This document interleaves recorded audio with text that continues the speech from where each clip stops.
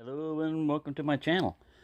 Well, I was watching Tombstone again recently with Brad Pitt as Doc Holliday, and it's a good show, but Hollywood gets a lot of things wrong about what historically happened and stuff, and one of the things they always talk about our show in Hollywood is Kate, Big Nose Kate that he hung out with. They always show her as a really pretty woman. I don't know. You call that really pretty? Big Nose Kate Big Nose Fisher was Doc's mistress and reportedly and rowdy companion during the years he was in Fort Griffin and Tombstone.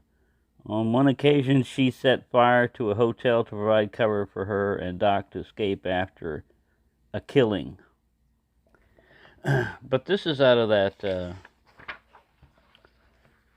Guns and Gunfighters, from the editors of Guns and Ammo.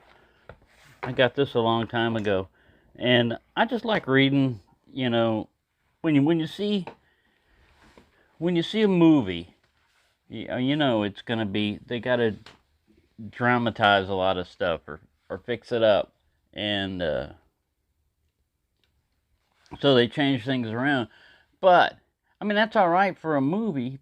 But a lot of times it's interesting to find out what really happened and what was really used and stuff. So this one here, I'm just going to read to you from this stuff, and you can look along if you want. Doc Holliday was born in Virginia in 1852, the son of a family of modest means. As he was passing from boyhood to manhood, his father, an officer in the Confederate Army, was killed in the late stages of the Civil War. Many believe this was the beginning of Doc's bitterness. Some 5 years after the Civil War, his family scraped together enough of their assets to send John to the Baltimore College of Dentistry.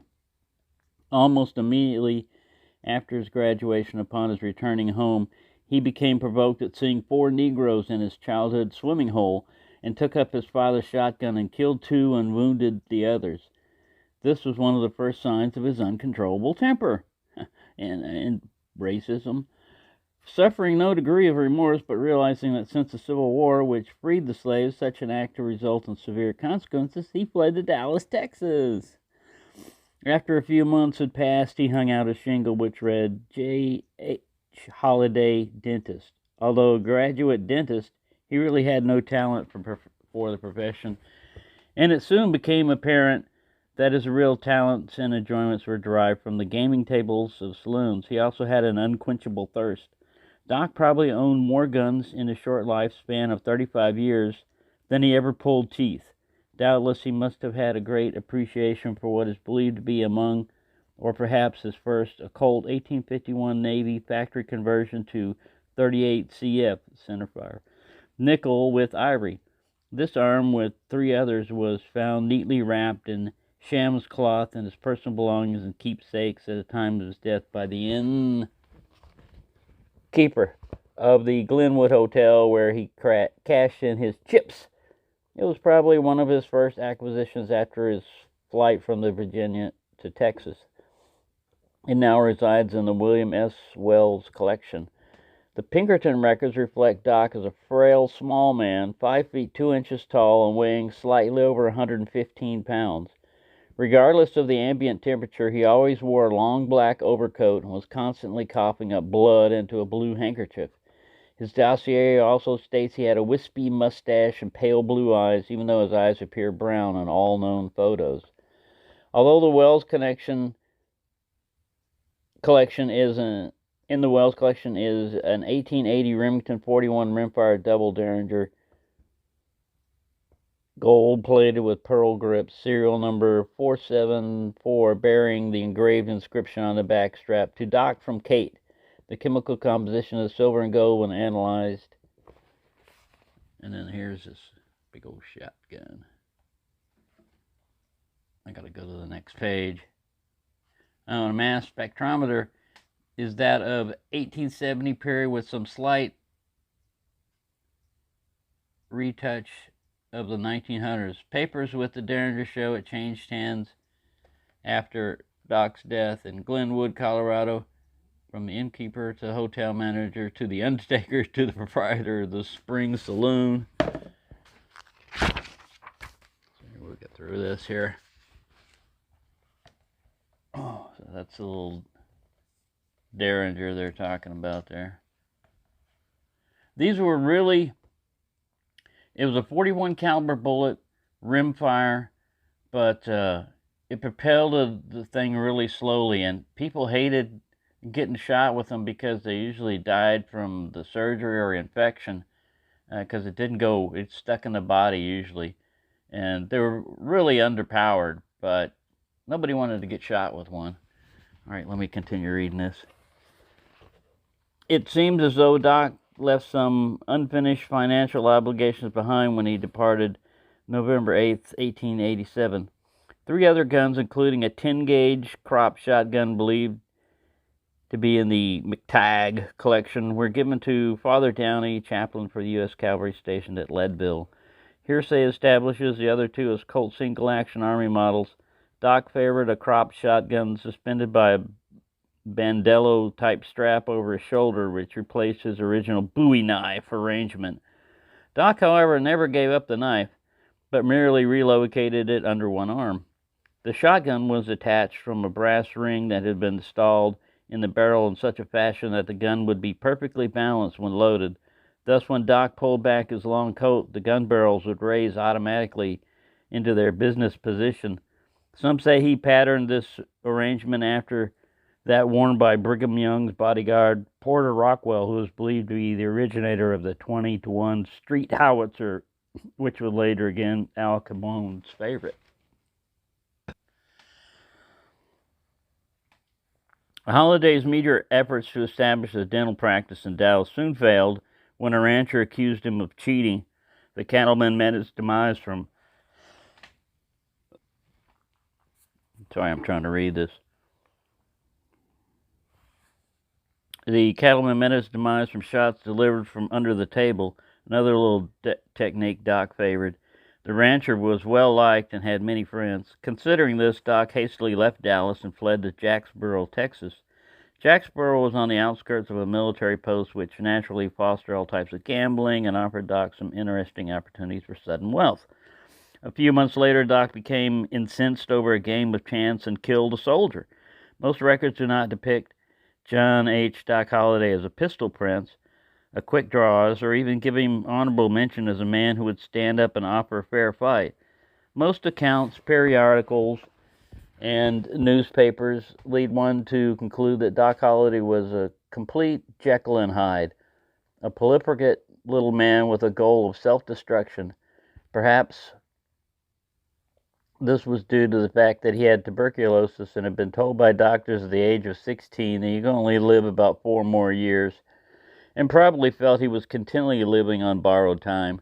After killing the soldier, Doc rode some 800 miles across Texas Panhandle to Denver, Colorado, where he hid out quietly for 3 weeks. Then, according to records, carved up Bud Ryan in a gaming argument.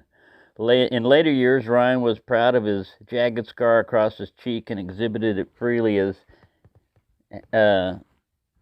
having been made by the ill-tempered Doc Holliday. At the time, however, Doc feared retaliation and fled from Denver to Fort Griffin, where he met Kate Fitcher, later known as Big Nose Kate, because of the size of her proboscis. After a few months of living a vulgar life with his mistress, Big Nose Kate, and playing at the gaming palaces, it was inevitable that he became enraged over a derogatory comment made by Ed Bailey concerning the size of Kate's nose, and knifed Ed and his cheer at the gaming table. Kate had a flair for arson as she set fire to the hotel to provide Doc and herself a means of escaping town. Because of the period of Doc's Remington double Derringer, it was probably given to him by Kate between their stay at Dodge City and their period of getting along prior to their final parting in Tombstone with the Earps. After their escape from the fire, they settled in Dodge City, and it was here that Doc saved Wyatt Earp's life by shotgunning a back shooter who had his eyes focused on Earp. Earp, who had a feel for psychology, recognized Holliday's emotional problems, and almost from the start they became best friends. It takes one to know one. Wyatt gave Doc some of the action in his saloon. Earp, although a lawman, always had a keen eye for the gaming and saloon business, which may have helped foster their friendship. Although through his respect for Wyatt, Doc got along with Big Nose Kate. Migrated from Dodge City to help the Earps tame Tombstone, Arizona. In reality, the Earp brothers did not like Doc, but merely tolerated him because of their brother's Wyatt fondness for him. On the way to Arizona, Doc killed 3 more men in Santa Fe when they questioned his honesty with cards. This deed was done with his double Derringer and a 6-shooter, presumably a Colt. Doc and Kate had a falling out in Tombstone. Kate, who is known to have trouble holding her liquor, got drunk and started a vicious rumor around town that Doc had committed an unsolved robbery of the stage of some $80,000. It should be noted that such an accusation in reality touched off the Tombstone showdown at the OK Corral. Doc became so enraged by one of his accusers, Bud Philpott, that he gunned him down in the streets with his 10 gauge. Philpott was McLaury Clanton's supporter. Tombstone was divided into 2 factions, anti-Earps, which included newly elected Sheriff Behan, and the McLaurys and the Clantons. Although Earp and Doc appeared in the scene in many western frontier towns, it was in Tombstone that both made their reputations. It may not be known to many, but all the time of Big Nose Kate's yarn about Doc's robbing the stage at Tombstone was saturated with law officers. Wyatt Earp had an appointment as a deputy as U.S. Marshal, backed up by his brothers, James, Warren, and Doc, and Virgil, who was in town marshal with the 5th brother, Morgan, as Virgil's deputy. Wyatt had hoped to gain the position of sheriff, which would have netted him some $40,000 a year. That's a lot of money for back then. While also acting as a county assessor and tax collector for the Chokees County. Under the law, the sheriff was permitted to keep 10% of the collections for his efforts. Therefore, Wyatt could readily foresee that with a little ambition and some professional tax collectors, it could be a very enviable position. As tension grew over Doc's killing of Philpott and Kate's rumor of James and Warren left Tombstone, Kate finally sobered up and told the judge that she had lied. But this was the last straw for Doc. He gave her some money and told her if she ever came back, he'd do her in with the gun she gave him. She knew he meant it and had never returned. Here's a picture of Tombstone, the actual area. This photo show of the OK Corral was taken years after the famous fight between the Earp brothers, Holiday and Sheriff Behan, clans of McLaury faction. The famed meeting lasted less than 30 minutes, which some 30 shots were fired. I thought it was over faster than that, but I'll read the captions. Although this 45 Colt single-action army belonged to Wyatt Earp, it's doubted it was used in the OK Corrals. It left the Colt factory the same year of this fight. It's definitely carried by Earp in his pursuit of Curly Bill Brocious. However, Doc's early Colt factory Navy conversion was one of the first cartridge Colts and was never a percussion arm. It was manufactured as 38 CF using model 1851 parts. This specimen exhibits fine one-piece ivory grips, and most of its original nickel finish included, indicating that it enjoyed excellent care. So we just got this page, and then we're finished with the reading, and I'll show you the pictures. Although Holiday was clear to the crime, it was evident that this had brought the feelings of both groups to a boil. James Earp reported in his memoirs that Doc was never a sloppy drunk, but did drink 4 quarts of whiskey during a 24-hour period. Jeez, went your liver, usually with a pint before breakfast. He gave Doc's ways as the main reason he and his brother Warren left Tombstone before the account fable Battle of the OK Corral, October 26, 1881. In summary, the gun battle was between the 2 groups, one being Sheriff Behan, Ike and Billy Clanton, Tom, Frank McLaury, On the other were the Earps, Wyatt, Virgil, Morgan, and Doc. Most detailed accounts will conclude the fight was provoked by the Earps and Doc. Doc, being a man of little conversation and impatience, fired a blast from his cropped-off 10-gauge into Tom McLowry, who was in the corral preparing to mount and leave town. In less than 30 minutes, some 30 shots were exchanged. The results were dead Billy Clanton, shot by Morgan Earp, and Frank McLowry, dropped by Wyatt. Ike Clanton fled the scene on foot, wounded Morgan Earp and Doc Holliday. The Earps and Doc were charged with murder, but were acquitted after a 2-month trial. It's interesting to view the diametrically opposed reviews in the town's 2 leading newspapers at the time. The nugget and the epitaph of the trial: shortly after Morgan died, the result of being backshot while playing pool in Wyatt's and Doc's famed Oriental Saloon. Wyatt and Doc parted company. Doc went from Tombstone to Deadwood, and then back to Denver, and from Denver to Leadville, Colorado. In Leadville, he followed the same modus operandi when he put 2 shots from his double Derringer into a player from under the table who questioned his honesty with the deal. Doc arrived in Glenwood, Colorado on the Carson stage in May 1887. Doc was now well into the advanced stages of tuberculosis and seemed almost too weak for violence. He took up residency in a newly furnished Hotel Glenwood on the corner of 8th and Grand Street, where Bullock's store now stands. Hotel Glenwood was destroyed by fire in 1945. Doc mellowed some and was even friendly in his work at the faro table of Billwell's Spring Saloon. His last 57 days in Glenwood Hotel were not pleasant, as he was bedfast. On the eve of November 8, 1887, Doc probably was disturbed by the frivolity downstairs of the celebration of the completion of the Denver and Rio Grande Railroad through the narrow canyon, an almost impossible task from Glenwood to Denver. Doc had been in a coma, but the noise level awakened him. Doc asked for a drink of whiskey, which he quickly downed. He looked at his bare feet and said, "I'll be damned," and dropped his head in death. Doc had always said he would die with his boots on. Thus Doc died after putting some 10 accountable and 5 unverified persons in Boot Hill. His Colt .38 Navy conversion, a Remington double Derringer and crop 10-gauge shotgun, and 2 Colt single-action revolvers, almost all that comprised his estate, was used as payment for his overdue hotel bill and burial expenses.